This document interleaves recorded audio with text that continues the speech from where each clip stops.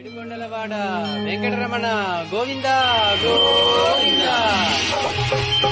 వెంకటరమణ తండ్రి వెంకటరమణ, తిరుమల తిరుపతి రమణ, సంకటహరణ చరణ, భక్తులను బ్రోచేటి తిరుమల రమణ.